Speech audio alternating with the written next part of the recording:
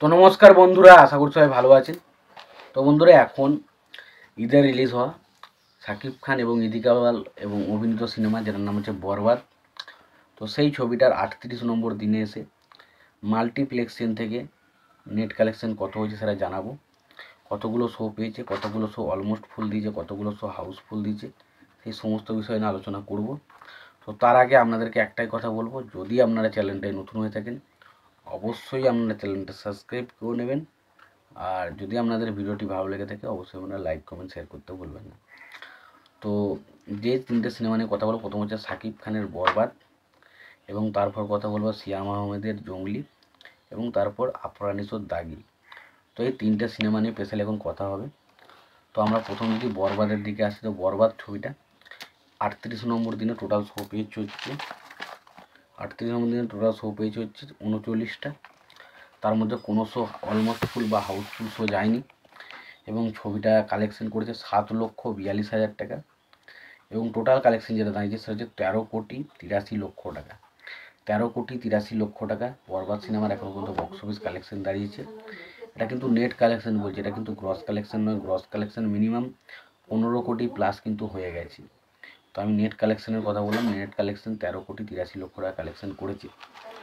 এবার যদি আমরা জঙ্গলির কথায় আসি, তো জঙ্গলি ছবিটা 17টা শো পেয়েছে। তার মধ্যে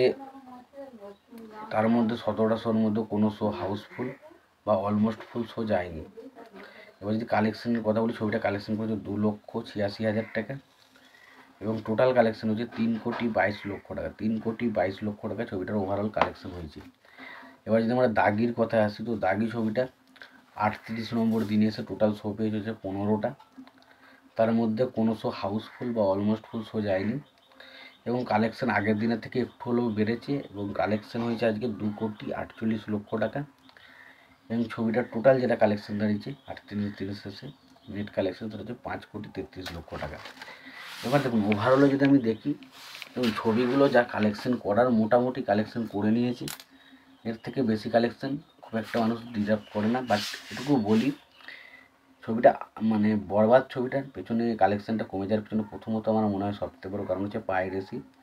এবং পাইরেসি বিষয়টা যারা জানতো না তারাও কিন্তু এই প্রত্যেক দিন ভিডিও জানার পর থেকে কিন্তু অনেকেই জানতে পেরেছে। তো সত্যি কথা বলছি, কালেকশন খারাপ বলবো না, তবে আমি ভেবেছিলাম আরও হয়তো একটু ভালো হবে, কিন্তু সেটা হয়নি।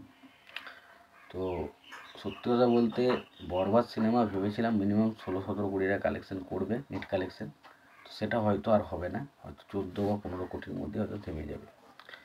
তো তোমাদের কি মোটামুটি কালেকশনগুলো নিয়ে তোমরা অবশ্যই জানিও। তোমাদের যদি ভিডিওটি ভালো লেগে থাকে অবশ্যই তোমরা লাইক কমেন্ট শেয়ার করে দিও। আর চ্যানেলটা যদি তোমরা নতুন হয়ে থাকো অবশ্যই তোমরা চ্যানেলটা সাবস্ক্রাইব করে নিও, পাশে বেল আইকনটা অবশ্যই প্রেস করে দিও। ভালো থেকো, সুস্থ থেকো, দেখা হচ্ছে পরে।